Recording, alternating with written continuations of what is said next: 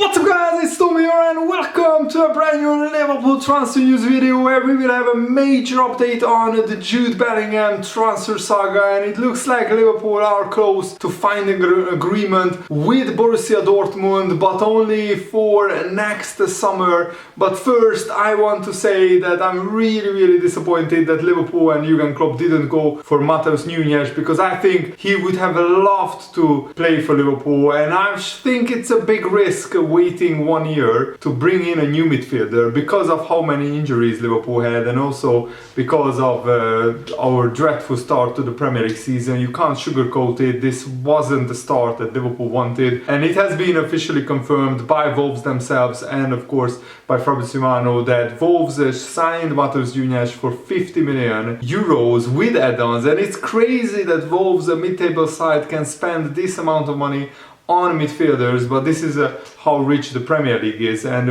Matheus Nunes said, I'm very excited, Lage, the manager, really wanted me, I wanted to play in the Premier League, so it's the right step, next step for me. And the Daily Mail is also confirming that he arrived at Molineux for a club record £38 million. But let's turn our attention to this Jude Bellingham transfer news, because Simon Jones for the Daily Mail is reporting that Liverpool are ready to risk losing Naby Keita on a free transfer next summer. So the contract talks have stalled, and Fabrizio Romano also gave an update on that, which I will tell you very soon. And Liverpool are expecting to sign the Dortmund superstar Jude Bellingham, but only in the summer of 2023, because Jurgen Klopp said there is one problem with Jude Bellingham, and that is that right now he's not for sale, he's not on the market. Dortmund said there is no way they are selling him. But also Liverpool, even though they have no intention of selling Naby Keita right now, they will consider if a huge offer comes in for him, because it looks like the contract talks have stalled with Naby Keita's representatives. And Fabrizio Romano said that the negotiations with Naby Keita's representatives on a new contract, they are on hold at the moment. He said, I think it is normal that Keita wants to play more regularly at Liverpool. So far,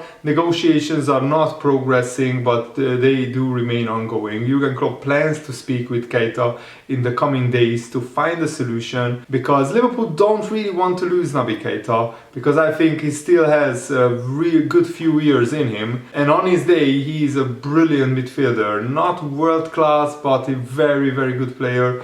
And if he could get an extended run in the team, he could get back to his best and score around 10 goals a season. I'm convinced that Naby Keita, if he is match fit, he can score in 40-45 games if he can play that, around 10 goals for Liverpool, and that is very important that Liverpool add goals from midfield. Liverpool plans to keep Keita in case of many injuries in midfield. Only a huge offer would change Liverpool's situation regarding Naby Keita's future at the club. So Fabrizio Romano is saying that if a huge offer arrived for Naby Keita, we would entertain the idea of selling him. But let me know, do you think Naby Keita's complaints that he's not playing regularly, are those valid? I'm not sure. Whenever he played, he has been inconsistent, but I think that's one of the main reasons for that is that because of his injuries, he hasn't had an extended run in the team apart from last season. And last season, when he had an extended run, he was brilliant. Remember his goals, brilliant goals that he scored, especially the Atletico Madrid goal, which he scored at the Wanda Metropolitano. That was an absolutely brilliant strike. But I think whether Liverpool sell Naby Keita or not, I think we should move for a midfielder. But now that Matheus Nunes is not on the market, it looks like we will go for Jude Bellingham for Liverpool. And Liverpool tends to wait for their long-term targets to become available. And the Daily Mail is reporting as well that Bellingham is expected to join Liverpool next summer after losing Erling Haaland to Man City. Letting Bellingham leave during the transfer window, Dortmund just said no to that. They wanted to build a team that can challenge Bayern Munich for the Bundesliga title. I don't think Dortmund are good enough to win the Bundesliga title, but they can certainly run Bayern Munich maybe closer than last season. And the Liverpool management are confident of the commitment of Jude Bellingham, because privately I think Jurgen Klopp and Liverpool have already held talks with Bellingham. It's well documented that his representatives, his family have already been over to Liverpool to check out the training facilities, the extra training ground, which is a brand new training complex, state of the art. So I'm sure that Bellingham, who grew up being probably a Liverpool fan, he grew up idolizing Steven Gerrard and watching many Liverpool games, and his current role model is Jordan Henderson. And Dortmund will maximize Jude Bellingham's transfer fee if they sell next summer, because Jude Bellingham's contract runs out in 2025. So if they don't sell next summer, then his value will start going down, because when a player only has 1 year left on their contract, then his value drops. So Dortmund will probably maximize the transfer fee that they can get for Jude Bellingham if they sell him next summer. And Mark White is also reporting that Liverpool want the wonder kid Jude Bellingham. Liverpool are prepared to lose Naby Keita to free up wages in the Liverpool wage structure in order to get Jude Bellingham. Contract talks with Naby Keita have stalled. Of course, Fabrizio Romano already said that. I'm just showing you guys all the reports coming in that Liverpool are very, very keen on Jude Bellingham. And Jamie Redknapp on TalkSport said that he wants Liverpool to get Jude Bellingham, because otherwise Liverpool will fall further behind the other rivals. It's been a difficult start for Liverpool. Fulham were excellent in the first game and made things difficult. What it's certainly shown everyone is that Liverpool are a little bit short in midfield. They said they are not going to go into the market, but I think they should, and they should try and find a way to sign Jude Bellingham. That's not happening this summer, but next summer it certainly can happen. That's just my feeling, because at the moment I don't think Liverpool would tempt Dortmund with a crazy like 150 million offer. Jude Bellingham would be a brilliant signing for Liverpool, Jamie Redknapp said. He would be the midfielder that Liverpool need. Whoever looks after him, I know he has got a great family unit around him, and they want him to have another year at Dortmund, which is understandable because he has done so well there. And he's learning the game, he's developing, he's playing week in, week out. It does feel like it will happen in time that he goes to Liverpool, but sometimes it is a case of needs must. Jamie Redknapp said that Thiago has already picked up a hamstring injury. We've got James Milner, Jordan Henderson, who aren't young anymore. Sometimes you have to get into the market as you don't want to fall behind too quickly. That's why I think Matheus Nunes for 38 million would have made a lot of sense for Liverpool. But Liverpool and Jurgen Klopp decided not to sign Matheus Nunes. The rest is history, as you know. I think Liverpool will sign Jude Bellingham next summer, but it remains to be seen whether our midfield options will be enough for this season. Jamie Redknapp also said that Darwin Núñez made a big mistake. We have all done it, we have all made mistakes and got sent off, and we all made mistakes on the football field. Horribly, it was his first time at Anfield. It was his Anfield debut. It was getting the better of him. He wasn't scoring after having a couple of opportunities. He lost his head. He will learn from it. It's not ideal. He's now got to make up for the lost time. The fans will forgive him as they are like that.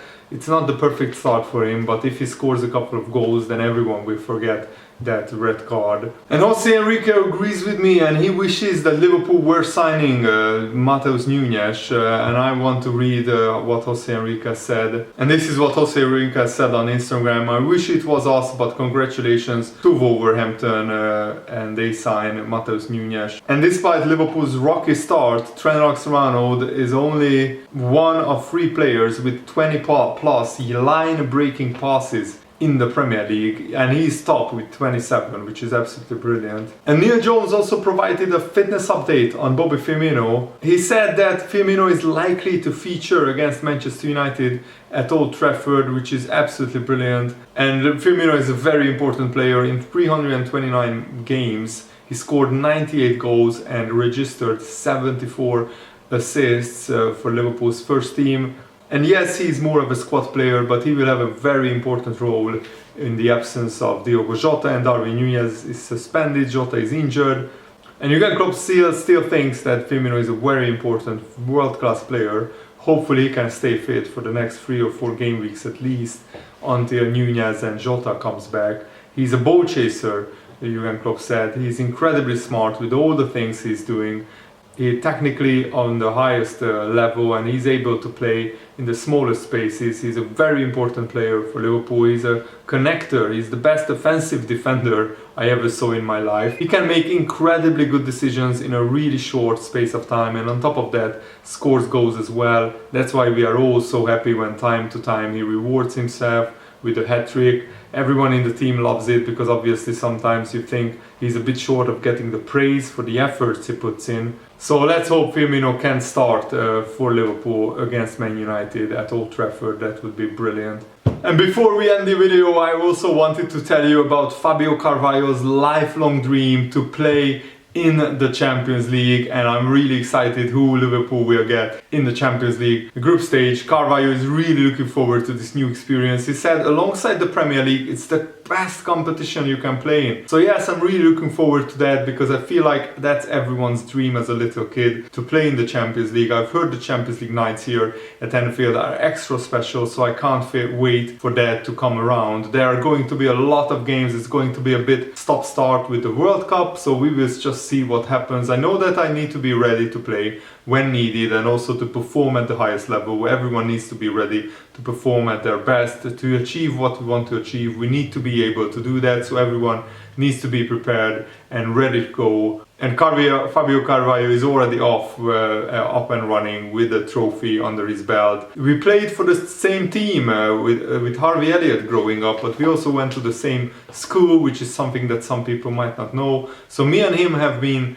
really tight for a few years now, since a young age. It's good to be back with him. It's good to be playing football with him as well, because that's something I really enjoy. He's a top player. We had a few days where we went for food at the restaurant, and then there was the initiation with the songs for the new lads, which brought us even closer, especially for me, as I had to sing, and so the lads were just laughing and joking. Things like that just bring the group together. Even the young players who came with us as well, it just brings everyone closer. When I first came, my nickname from the lads was Bruno Mars, which I've not said no to. So to stick to that little joke, though, I sang Bruno Mars, the Lazy Song. It was alright. That's a brilliant insight into Fabio Carvalho's early life at Liverpool. And I'm still gutted that Matheus Nunes is not going to Liverpool. It's such a shame that he's going to Wolves, but that's how life works. Sometimes in football you can't get all the players that Liverpool are linked with. But I really hope that most of you guys appreciate still me bringing daily Liverpool transfer news updates for you guys. Thanks for watching. Hope you enjoyed this. Have a nice day. See you later. Goodbye.